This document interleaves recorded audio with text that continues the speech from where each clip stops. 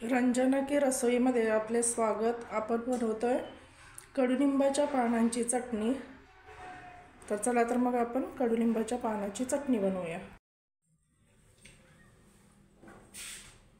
रंजना की रसोईमध्ये आपले सर्वांचे स्वागत। आपण बनवतोय कडुलिंबाची चटणी आणि त्यासाठी मी साहित्य घेतलेले आहे।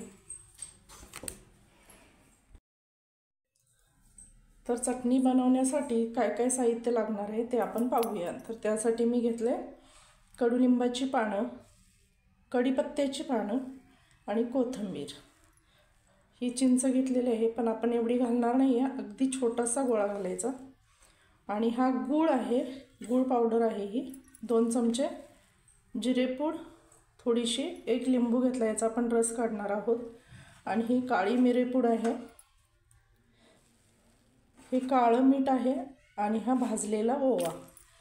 आता हे सर्व साहित्य आपण काय करायचं, पानं स्वच्छ धुवून घ्यायची। मी कढीपत्ता स्वच्छ धुवून घेतला आहे, कोथिंबीर स्वच्छ धुवून घेतलेली आहे आणि कडुलिंबाची पानं स्वच्छ धुवून, शक्यतो पाणी कमी घ्यायचं त्याच्यामध्ये, म्हणजे पाणी घ्यायचंच नाही, अशी कोरडी पाहिजेत, थोडा वेळ धुवून। आणि हा बघा, हा एवढा कडुलिंब आपल्याला सापडलेला आहे। ह्याच्यातली मी अशी कोवळी पानं घेतलीत, ही जी पुढची आहेत ना, ही अशी कोवळी पानं घ्यायची, याचे देठ नाही घ्यायचे। आणि ह्याची चटणी बनवूया आपण। खूप छान आणि हिरवागार आहे हा कडुलिंब। बघा, गुढीपाडव्यासाठी स्पेशल आपण बनवतोय। आणि गुढीपाडव्यासाठी म्हणून नाही, पण इतर वेळीसुद्धा आपण हे खाऊ शकतो। आणि सगळ्यात महत्त्वाची गोष्ट, ज्यांना मधुमेहासारखे आजार आहेत त्यांच्यासाठी अत्यंत चवदार, चविष्ट आणि पौष्टिक अशी चटणी आहे। चटणी तयार झाल्यानंतर फक्त हा जो चमचा आहे तो 1 किंवा अर्धा गिळायचा आणि त्याच्यावर पाणी प्यायचं जेवणाच्या आधी।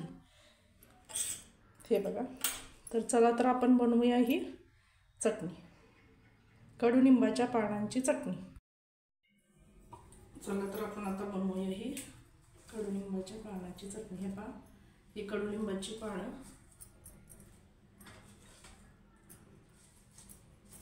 मिक्सरला बारीक लावून घ्यायचे आपल्याला।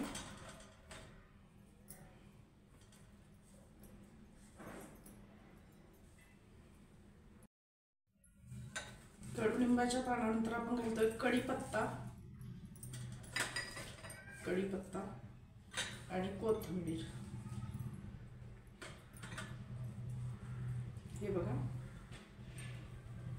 आणि आपण इथे आता हे मिक्सरला वाटून घ्यायचं।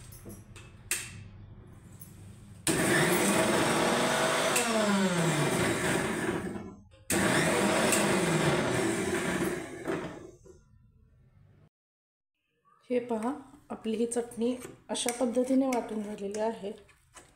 हे बघा, आता याच्यामध्ये आपण हे जे साहित्य आहे ते सर्व टाकूया। हे पहा, भाजलेला जिरा 2 चमचे, चमचा बघा किती छोटा आहे हा, बरोबर मी 2 चमचे घातलेले आहे। आणि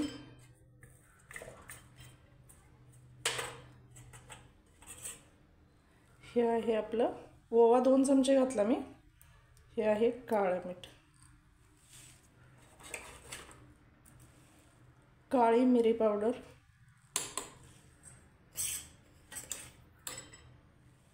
जिरा पावडर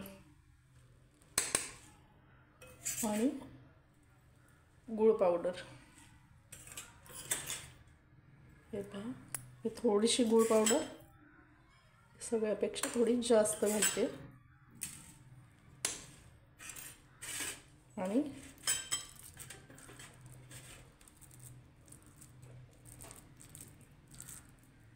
एका लिंबाच्या आकारा एवढा चिंचेचा गोळा।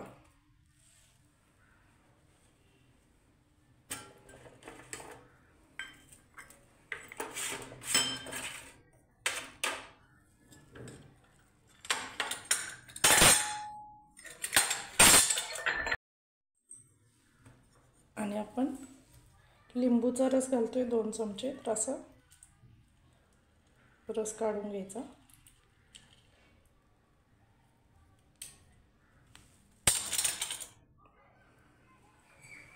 हा लिंबूचा रस.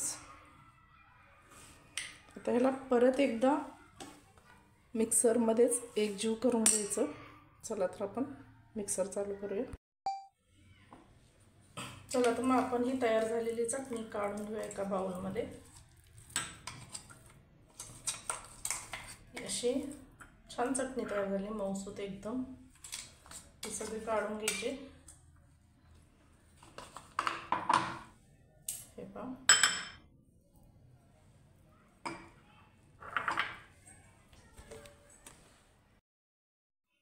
ही अशी चटणी तयार झालेली आहे.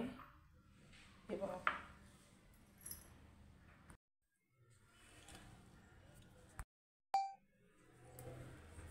ही चटणी अशा पद्धतीने तयार झालेली आहे.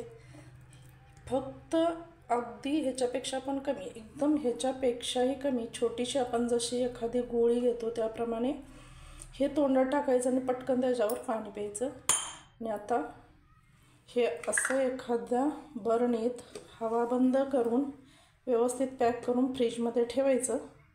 जितक्या दिवस टिकेल तितक्या दिवस ते आपण, ही कमीत कमी मला असं वाटतं 1 महिना तर आरामशीर जाईल. पण किती टिकणार त्याच्यावर आधारित आहे. याच्यात पाणी अजिबात नाही. हे बघा, तर अशा पद्धतीने आपली तयार कडुलिंबाच्या पानांची चटणी तयार झालेली आहे. आणि तुम्हा सर्वांना गुढीपाडव्याच्या हार्दिक हार्दिक शुभेच्छा. आणि हेल्दी खा, हेल्दी राहा. आणि माझ्या रंजना की रसोई या चॅनलला सबस्क्राईब करा, शेअर करा, कमेंट करा. थँक्यू.